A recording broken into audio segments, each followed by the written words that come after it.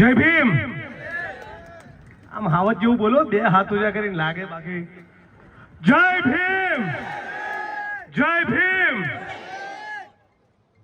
મંચ ઉપર ઉપસ્થિત સૌ સન્માનનીય સાથીઓ, લિસ્ટ લાંબુ છે એટલે 2 મિનિટ જરા સાંભળજો. એક તો આપણા નીલાબેન ભારબલભાઈ સોઢા, એમના માટે જબરદસ્ત તાળીઓનો આવકાર થઈ જાય. આપણા પરિવારની દીકરી, આપણી બેન તાલુકા પંચાયતના પ્રમુખના સ્થાન ઉપર પહોંચી છે. સાથી ચૌહાણ સરદારસિંહભાઈ ભગવાનજીભાઈ, પંડ્યા ગૌતમભાઈ, Rabari Bababhai, Patiya Ramjibhai, Chauhan સૌસીભાઈ, વરણ નીલાભાઈ, Chauhan તગાભાઈ, Rathod ભાટમલભાઈ, વરણ Mohanbhai, Parmar Ratansinhbhai, soda દેવસીભાઈ, Rabari Amrabhai, soda Malabhai, કટારે Karshanbhai, Valia Fulabhai, Solanki Mavjibhai, soda ઓખાભાઈ, Parmar Kamabhai, Chauhan Mohanbhai, વેણ પ્રવીણભાઈ, વાલમિયા હામાભાઈ, સેંગલ પીરાભાઈ, ચૌહાણ શંકરલાલ, રાઠોડ ઈશ્વરભાઈ, ગાંચી રહેમતભાઈ, રાજપૂત ખોડાભાઈ, રબારી રૂપસીભાઈ, ઠાકોર જોરાભાઈ, વેડા રામસિંહભાઈ, આપ તમામ મિત્રો, નામી અનામી બધા મહાનુભાવો જે મંચ ઉપર ઉપસ્થિત છે. સમયની મર્યાદાના કારણે બધાના નામ ન લઈ શકો તો માફ કરજો. મારી સાથે આ વિસ્તારનું મજબૂત નેતૃત્વ અને બનાસકાંઠા જિલ્લા કોંગ્રેસના, થરાદ જિલ્લા કોંગ્રેસના પ્રમુખ, પૂર્વ ધારાસભ્ય, મારા સાથી મિત્ર ભાઈ સાથી ગુલાબસિંહભાઈ રાજપૂત મંચ ઉપર ઉપસ્થિત છે. સાથે ઠાકરસિંહભાઈ રબારી, તુલસીભાઈ, આંબાભાઈ, ગીતાબેન નાઈ, આપ તમામ મારી બહેનો, વાતાઓ, મળીલો, પત્રકાર મિત્રો, ખાલી 2-4 વાત કહીશ. તમારી રોટલા ખાવાનો સમય થયો, બહુ લાંબુ ભાષણ નહીં કરું. આજે આનંદનો જે વિષય છે એ છે કે પરિવારની એક દીકરી, પરિવારની એક બેન, એને તાલુકા પંચાયતના પ્રમુખનું પદ પ્રાપ્ત થયું છે.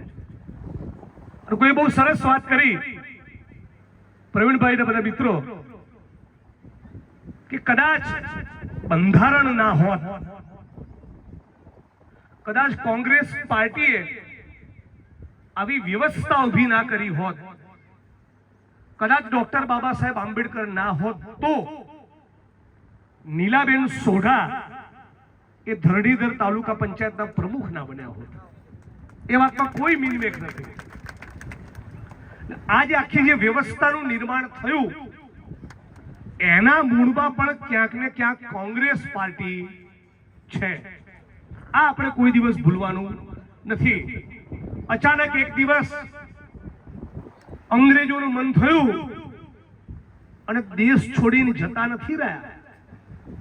કોંગ્રેસ પાર્ટીના હજારો લાખો સિપાહીઓએ પીઠ પર દંડા અને છાતી પર ગોળી ખાધી અને આ ભારત માતાની માટીમાં પોતાનું લોહી સિંચ્યું, ત્યારે અંગ્રેજોની ગુલામીમાંથી મુક્ત બન્યા છે.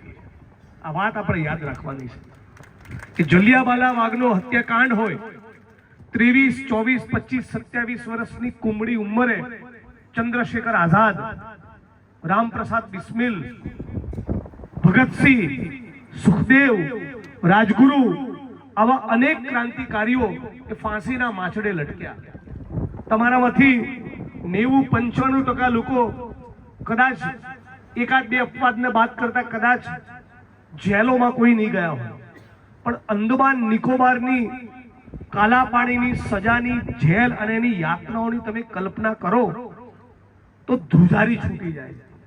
અને ત્યારે મારે ખાસ કહેવાનું મન થાય છે કે જે આરએસએસ અને ભાજપના માણસો એ સતત કોંગ્રેસને સવાલ પૂછતા હોય છે કે 70 વર્ષમાં શું કર્યું.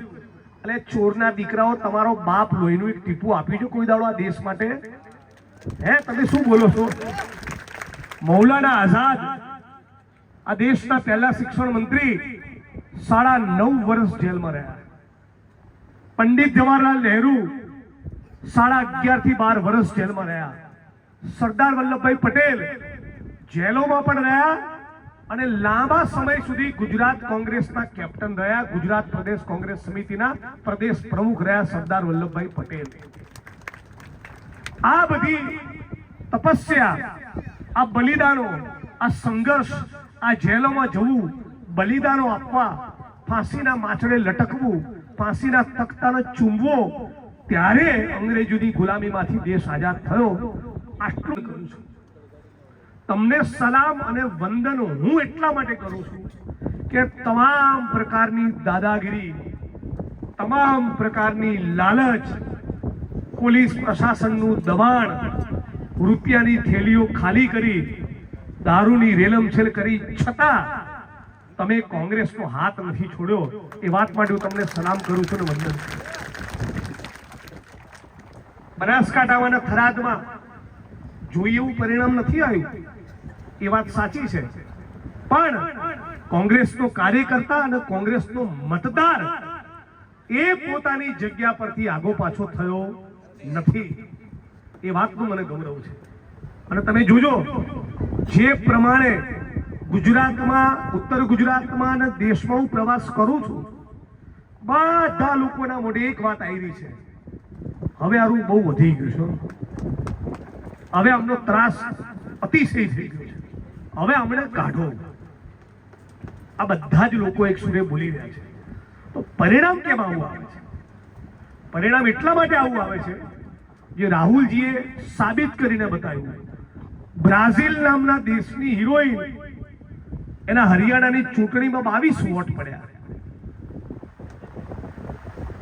આવું કોઈ દિવસ હોય? માધુરી દીક્ષિત આઈને ધરણીધરમાં 22 વોટ આપી જાય, ચાલે? ચૂંટણીનું કાર્ડ હોય, કાર્ડ આપી જાય વોટ, તો બરાબર વસ્તુ છે. એટલે એક તો વોટ ચોરી તો આ લોકો કરે એના પુરાવા છે. બીજી વસ્તુ, જે પ્રમાણે પ્રશાસનનો, મામલતદારને, પ્રાંત અધિકારીને, કલેક્ટરને, એસપીને, ડીવાયએસપીને, પીએસઆઈને, પીઆઈને, એલસીબીને, એસઓજીને બધાને ટાસ્ક આપેલો હોય કે ચલો બધા એક એક તાલુકાની સીટો લઈ લો, એક એક જિલ્લા પંચાયતની સીટો લઈ લો. હવે કોઈ પીઆઈ ને ડીવાયએસપી મહિને 2-5 લાખ કમાતો હોય, કોંગ્રેસ તો કોઈ દેવી પૂજક, કોઈ માલધારી, કોઈ દલિત કે ઠાકોર સમાજનો ઉમેદવાર હોય, એ બિચારો 50,000 લાખ રૂપિયા માંડ ખર્ચતો હોય ને એની સામે પેલો ચોર 5 લાખનું બંડલ વેરે, એટલે ઘણી બદલાઈ જાય. બીજું, દુનિયાભરની દારૂની રીલમછેલ કરતા હોય છે. તો હવે ભાજપ વાળા તો ધંધા કરે જ છે. જનતા તરીકે, નાગરિક તરીકે આપણે હવે સજગ થવું પડે કે દારૂની બોટલ લઈને આવે, પૈસાનું બંડલ લઈને આવે અને જો એના ચાળે ચડ્યા તો એક દિવસ પૂરતો તો દારૂ પી લેશો, એક દિવસ પૂરતી તો ચપટી ચવાણું ખાઈ લેશો, એક દિવસ પૂરતું તો તમને 200, 500, 1000, 2000 નું પડીકું પકડાઈ દેશે, પણ ચૂંટણી પતી એના બીજા મહિનાથી 400 નો બાટલો 1000 મત લેવાનો છે, એ ભૂલતા નહીં. એ વખતે સમાજના ગોળ કે પરગણાના પંચ પટેલના કહેવાથી એની શરમમાં તમે આવીને કમળનું બટન દબાયું, તે પંચ પટેલ એ સમાજનો આગેવાન એ તમારા ઘરે 2,500 રૂપિયાનો તેલનો ડબ્બો મૂકવા માટે આવવાનો નથી. જે સમાજનો આગેવાન, નેતા, ભાત થઈને તમારા ઘેર આવે એને કહેવાનું કે 5 વર્ષનું કરિયાણું મૂકી જજે પહેલા મૂક. અને 5,000 ની ઓફર કેમ કરે છે? 10 લાખ આપને. એમને ચૂંટણીની આગલી રાત પૂરતા આપણને ભરમાવા છે અને પછી 5 વર્ષ આપણું પૂછ મારી દીધું છે. તો આ ધંધો આપણને ગરીબ માણસોને પોસાય નહીં. એટલે હવે પછી 27 ની ચૂંટણીને બહુ સમય નથી, ત્યારે તમને ખાસ કહેવા માંગુ છું કે તમે મને જે સાલ ઓઢાડી, માળા પહેરાવી, પાઘડી પહેરાવી, તો હું સામે ગુજરાતનો કોઈ પણ ખૂણો હોય ને કોઈ પણ સમાજ હોય લડવામાં બાકી રાખ્યું છે? વસૂલ કરી છે ને? મારી જવાની પૂરેપૂરી વસૂલ કરી છે. મને પૂરો સંતોષ અને ગૌરવ છે મારા ઉપર. ફૂલ બેટિંગ કરી છે. કોઈ 25, 30, 35 વર્ષ ધારાસભ્ય રહે ને ના કરે એટલી બેટિંગ મેં 10 વર્ષમાં કરી છે. પણ તમને હવે એટલું કહેવા આવ્યો છું કે હવે તમે કાલે સવારથી જો જિગ્નેશભાઈ માટે સાચી લાગણી હોય, તમને મારા વિચારમાં, મારા સંસ્કારમાં, મારી રીતભાતમાં, મારી વાણીમાં તમને સત્ય દેખાતું હોય, તમને લાગતું હોય કે નેતા કે ધારાસભ્ય નહીં, મારો ભાઈ બોલે છે, મારા ઘરનો માણસ બોલે છે, એવું તમને લાગતું હોય તો આજથી તમારા મોહલ્લામાં જઈને લેસન ચાલુ કરી દો. 90% કોંગ્રેસનું વોટિંગ થવું જોઈએ આ વખતે. 90%. ઘણા બધા મિત્રો આખા દેશમાં અને ગુજરાતમાં મારા પ્રવાસ થતા હોય, કાર્યક્રમ થતા હોય કે મત વિસ્તારમાં પણ થતા હોય, અને સ્વાભાવિક રીતે લોકો એવું પૂછતા હોય કે જિગ્નેશભાઈ આ ઈવીએમ નું શું છે? મેં કીધું ઈવીએમ ઉપર શંકા મને પણ છે, પણ એ શંકાના સ્તર ઉપર છે. 5 કરોડ લોકો દિલ્હીમાં ઉતરો રોડ ઉપર તો ઈવીએમ ના બદલે બેલેટ પેપર આવી જાય. એ આપણે કરતા નથી. તો બીજો એક રસ્તો છે મારી જોડે, કહું કરશો? છેલ્લી લાઈન સુધી બધા બહેનો, માતાઓ, વડીલો, યુવાનો બધાએ કરવું પડશે. આ ધરણીધર તાલુકાની અંદર મતદાન કેટલા ટકા થયું? બોલો કેટલા ટકા થયું? 60%. આપણા 65 ગણો. તાલુકા જિલ્લા પંચાયતની ચૂંટણી હોય, વિધાનસભાની ચૂંટણી હોય, પાર્લામેન્ટની લોકસભાની ચૂંટણી હોય, 65%ની એવરેજથી મતદાન થાય છે. પવન હારો હોય તો 65 ના 68 થાય, પવન ના હોય તો 60 62 થાય. વાત બરાબર છે કે મારા ઘરનું જોડું? બરાબર વાત છે. આ 65% વોટ થાય છે.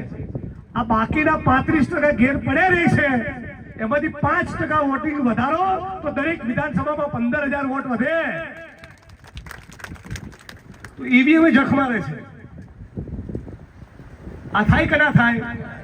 હવે જે લોકો 2,500માં 3,000માં તેલનો ડબ્બો લે છે, 400 રૂપિયામાં ગેસનો બાટલો લે છે, મોંઘું પેટ્રોલ અને ડીઝલ લે છે, રાશનની લાંબી લાંબી કતારોમાં ઉભા રહે છે, કરિયાણું મોંઘું, ડીઝલ મોંઘું, પેટ્રોલ મોંઘું, જંતુનાશક મોંઘા, ખેતીના સાધન મોંઘા, બિયારણ મોંઘું, દવાઓ મોંઘી, બાળકોનું ભણતર તો પ્રાઇવેટમાં સ્કૂલમાં પોસાય જ નહીં. આટલો બધો દાટ આ ચોરે વિશ્વગુરુએ વાળ્યો છે, આટલી પથ્થર ઠોકી છે, તો તમને મન નથી થતું કે દીવરોને ઉખાડીને ફેંકી દઈએ? એવી દાજ તમારામાં જો પેદા નહીં થાય તો ગુજરાત અને દેશનું કોઈ ભવિષ્ય નથી. એક વાત યાદ રાખજો, આ ભગતસિંહનો દેશ છે. 23 વર્ષની ઉંમરે માણસે બલિદાન આપ્યું. એવો દિવસ જોવા માટે કે દિલ્હીની અંદર ખેડૂતોનું આંદોલન થતું હોય અને 690 લોકો એક પછી મરે, 690 ખેડૂતોની શહાદત થાય અને વિશ્વગુરુના પેટનું પાણી ના લે. આ માણસ છે કે પથ્થરો છે? હે, આ વિશ્વગુરુ છે? આવો હોય નેતા? આવો હોય નેતા? તમારો આત્મા કહે છે કેટલા ખેડૂતોએ શહાદત આપી? 690. બોલો કેટલા લોકો? બધા મારી સાથે બોલો. ભાજપની સરકાર સામે દિલ્હીમાં લડતા લડતા કેટલા ખેડૂતોએ બલિદાન આપ્યા? 690 ખેડૂતો. એટલે સમજો કે લગભગ 700 ખેડૂતોનો ભોગ લીધો. ઉત્તર પ્રદેશમાં ભાજપના એક મંત્રીના છોકરાએ ખેડૂતની છાતી પર આખી બોલેરો ગાડી ચડાઈ ચગડી ચૂંટીને મારી નાખી. આ સરકાર? આને સરકાર કહેવાય? આને નેતા કહેવાય? મધ્યપ્રદેશના મંદસૌરમાં ખેડૂતોની છાતી પર ગોળીઓ મારી. અને અત્યારે ગુજરાતમાં શું ચાલી રહ્યું જોવો છો ને? સુરેન્દ્રનગરમાં, દ્વારકામાં, રાજકોટમાં, જામનગરમાં, મોરબીમાં, પેલે જેતપર ગામની અંદર, સાપકડામાં, કોંઢગામમાં ખેડૂતોની મરજીની વિરુદ્ધ થાંભલા નાખી રહ્યા છે. તમારા વિસ્તારમાં આવશે, તૈયાર રહેજો. આવી ગયું ને? કહેજો 2 કરોડ આપો અને થાંભલો નાખો, બાકી ઘૂસવા દેવાના નથી. કેટલા રૂપિયા લેવાના? હવે આ 2 કરોડ કોની જોડેથી લેવાના છે ખબર તમને? મારી કેપેસિટી ના હોય અને તમે 2 કરોડ માંગો તો તકલીફ, પણ મુકેશ અંબાણીનો કોઈ તકલીફ છે? ગૌતમ અદાણીનો કોઈ તકલીફ છે? 50 કરોડ રૂપિયા ઉદાહરણ તરીકે આ ઓમાભાઈના એકાઉન્ટમાં પડ્યા હોય, આ તો વાત છે, નહીં મને ખબર છે, નહીં તો ફંડા પર ચૂંટણીમાં વડગામમાં ધારો કે 50 કરોડ રૂપિયા વ્હાઈટના સફેદના કાયદેસરના કોઈના બેંકના એકાઉન્ટમાં પડ્યા હોય એટલે મહિને વ્યાજ કેટલું આવે ખબર? 35 લાખ રૂપિયા વ્યાજ આવે. કેટલું વ્યાજ આવે? બોલો મોટેથી, કેટલું વ્યાજ આવે? હવે બેંકના ખાતામાં 50 કરોડ પડ્યા હોય, 35 લાખ વ્યાજ આવે એટલે રોજનો કેટલો રૂપિયો તમે વાપરી શકો વ્યાજમાંથી? લાખ રૂપિયો. બરાબર? 35 ને આપણે 30 લાખ વ્યાજ ગણો એટલે રોજનો લાખ રૂપિયા વાપરી શકો. 5 સ્ટાર હોટલનું 1 મહિનાનું બુકિંગ કર્યું હોય તો 5000 રૂપિયામાં રૂમ આલે. બૈરી છોકરા કે તમે અલગ રૂમમાં પડ્યા રહેજો, મારે બીજો રૂમ જોઈએ, તો બીજા 5000 ગણો એટલે 10,000 રૂપિયાનું રોજ કોઈ ખાય તો એ 10,000 રૂપિયાનું 5 સ્ટારમાં એમનું ખાવાનું ગણો એટલે 20,000. પેટ્રોલ ડીઝલ બીજું 10,000 નું ભાડે તો 30,000. અને તેને ભેગા થઈને 20,000 ની રોજ શોપિંગ કરે, ખરીદી કરે, લુગડા લાવે, તોય રોજના 50,000 થી વધારે ખર્ચી શકે નહીં. એટલે તમારા 50 કરોડ અર્પણ વ્યાજનો રૂપિયો પણ તમે વાપરી શકો નહીં. આ મુકેશ અંબાણી જોડે 7.5 લાખ કરોડ પડ્યા છે. આ ચા ગાલશે હે? કેટલા કરોડ હું બોલ્યો? 7.5 લાખ કરોડ. કેટલા કરોડ? આ થરાદના તમારા ગૌતમ અદાણીની જોડે 7.5 લાખ કરોડની સંપત્તિ છે. ગૌતમ અદાણી અને મુકેશ અંબાણી આ બેની જોડે થઈને 15 લાખ કરોડ રૂપિયા છે. 15 કરોડ નહીં,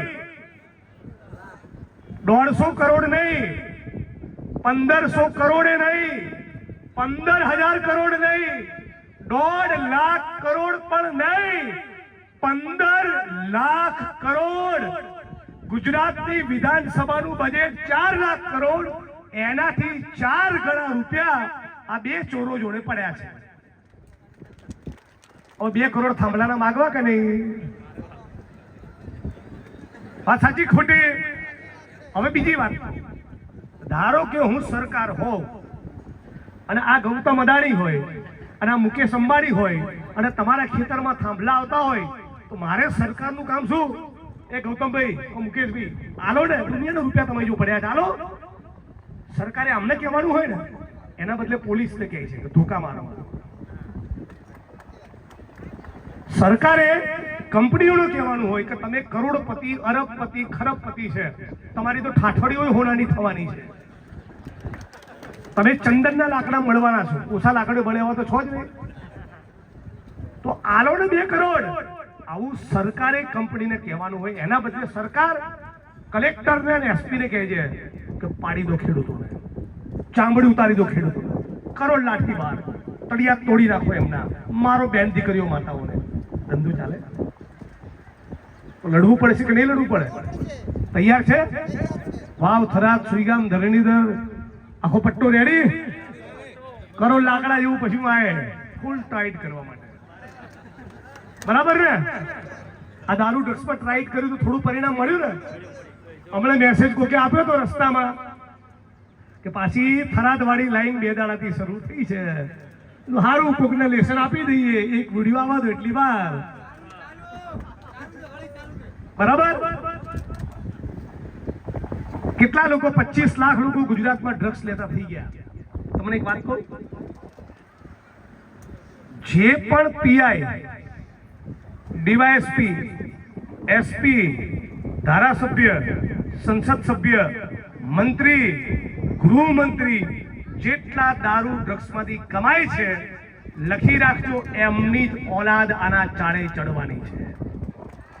તમે અમારી બેન દીકરીઓ માતાઓને વિધવા કરવા નીકળ્યા છો, તમારી 500 કરોડ 1000 કરોડ ભેગા કરવાની લાઈમાં, તો તમારા ઘરમાં આ આવવાનું છે. તમારા દીકરા દીકરીઓ બચશે નહીં. એ પીન ખૂડામાં પડ્યા રહેશે ને ડ્રગ્સ લઈને, ત્યારે તમને ખબર પડશે કે જિગ્નેશભાઈ બરાબર કહેતા હતા. અને ઘણા પોલીસ વાળા એવા ચાળે ચડેલા છે. ગુલાબસિંહભાઈને તો ખબર જ છે, આ વિસ્તારમાં ઘણા પોલીસ વાળા લે છે ડ્રગ્સ. એક જણાને તો બધા જાણે છે, આખું થરાદ જાણે છે. આવ્યું ને પગું આવ્યું ને? જેસી કરની વેસી ભરની. એટલે મહેરબાની કરીને તમને કહું છું, વ્યસનોથી દૂર રહેજો. હમણાં બધા ગાડીની બાજુ બધા છોકરા કૂદાકૂદ કરતા હતા ફોટો લેવા માટે, બધાના દાંત જોતો હતો, બધાના પડીકી ખાઈ ખાઈને હળી ગયા છે. અરે બહેનો, એકે છોકરી આપતા નહીં આ પડીકા ખાવા વાળા, ના જ પાડી દે આવો જમાઈ જોઈએ જ નહીં. હે આ મસેલા મૈડ કરે, તમાકુ ખા કરે, દારૂ પી કરે, એવા જમાઈ જોઈતા નથી. ઓકે, પાક્કું ને? અરે તમે પડીકી ખાવ છો એનું શું?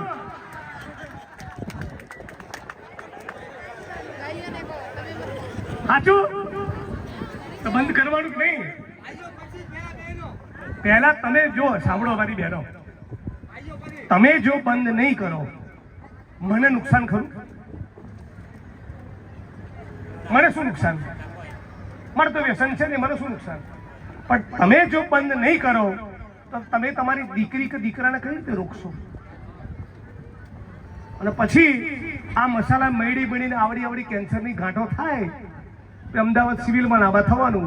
થરાદમાં તો ઠેકાણા નથી હોસ્પિટલના, વાવમાં નથી, વડગામમાં નથી, પાલનપુરમાં નથી, ડીસામાં નથી.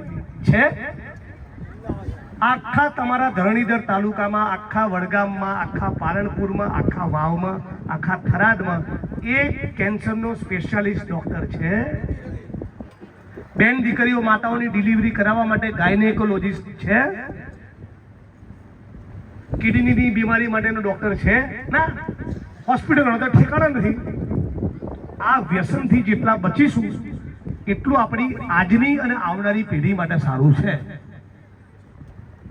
આટલું કરશો કે નહીં કરો મારી બહેનો? કરશો સંકલ્પ?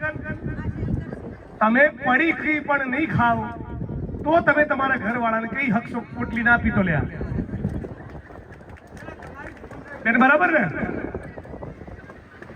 તો આટલો સંકલ્પ કરો. બહુ લાંબુ ભાષણ નહીં કરવું, રોટલાનો ટાઈમ થયો. ફરી એકવાર હું અને ગુલાબસિંહ ભાઈ આવીશું. આખી તાલુકા કોંગ્રેસની ટીમ આવશે અને એ દિવસે ભાષણનો કાર્યક્રમ નહીં રાખીએ. ધરણીધર તાલુકાના સર્વ સમાજના લોકો રોડ, રસ્તો, ગટર, વીજળી, પાણી, શિક્ષણ, આરોગ્ય, રોજગાર, આવાસ યોજના, ઘરનો પ્લોટ, જમીન, ઈધર કિધર, જે પણ તકલીફ, જે પણ સવાલ, જે પણ અરજી હોય એ લઈને આવજો. સવારના 10 થી સાંજના 4 વાગ્યા સુધી બેસીશ. જોડે ગુલાબસિંહભાઈ હશે, જેનીબેન હશે, હું હોઈશ અને તાલુકાના પ્રમુખ હશે. અને અરજી આવે અને એમાંથી 10માં કામ થાય તો મને લાગશે કે મારું ધારાસભ્ય થવું અને તમે મને ઓઢાડેલી પાઘડી એ 2 લેખે લાગ્યા. તમારું કામ થાય એમાં મને ખૂબ રસ છે. ગરીબ માણસનું કામ દોડીને કરતો હોઉં છું. ગુજરાતમાં ક્યાંય પણ અત્યાચાર કન્યાએ જોઉં તો દોડીને જતો હોઉં છું. તમે પણ તમારા ગામમાં, તમારા તાલુકામાં ક્યાંય પણ ખોટું થતું હોય, અરજી લખતા શીખો, સવાલ પૂછતા શીખો, વિડીયો બનાવતા શીખો. ગામે ગામ ચરસ, ગાંજો, દારૂ, ડ્રગ્સ આવી ગયા, એના વિડીયો બનાવો, વાયરલ કરો. તમારું કોઈ નામ લે તો મને કહો. 1-2 જણા ઉપર ખોટો કેસ કરવાનો ટ્રાય બી કરેલો. યાદ રાખજો કે अपना भी नाम जिग्नेश मेवाणी है भाईजान. पड़ा तोड़ी नाखीश. दारू, चरस, गांजो, ड्रग्सना मुद्दे छाती खोलीने लड़વાનું. કોઈ પણ તમને ટાર્ગેટ કરે તો મને કહેજો, બધાની દવા રાખું છું. એટલે તમે મક્કમ થઈ ગયા તો તમને પરિણામ મળશે. નક્કી કરશો ને આટલું. આપણા ગામમાંથી દૂષણ દૂર કરાવવું જોઈએ કે ના કરાવવું જોઈએ? ધારો કે તમે આ દૂષણ નહીં દૂર કરાવો તો તમારા છોકરાઓ એની ચુંગાલમાં લપેટમાં આવવાના કે નહીં? તમારા ગામમાં દારૂનો અડ્ડો ચાલુ થયો તમે ચૂપ રહ્યા, ચરસના ગાંજો આવ્યો તમે ચૂપ રહ્યા, એટલે પેલા 4 પીતા હતા પછી 14 પીતા થયા. વાત સાચી ખોટી? આ ધીરે આ બધું દૂષણ બંધ કરાવો. આવથી 10 વર્ષ પછી પરિસ્થિતિ સુધરે એવી આશા અને અપેક્ષા સાથે મારી વાણીને વિરામ આપું છું. આપ તમામ લોકોનો, મારી બહેનો, માતાઓનો ખૂબ ખૂબ આભાર. આટલી મોટી સંખ્યામાં અહીં આવ્યા. વડીલોનો સૌનો ખૂબ ખૂબ આભાર. મને સ્વાગત કર્યું, સન્માન કર્યું, સાલ ઓઢાડી એ બદલ અને બધાએ મારા માટે જે સરસ શબ્દો કીધા એ બદલ આપ સૌને નતમસ્તક થઈને વંદન કરું છું. આપ સૌનો ખૂબ ખૂબ આભાર. જય ભીમ, જય ભારત, જય કોંગ્રેસ, જય સંવિધાન.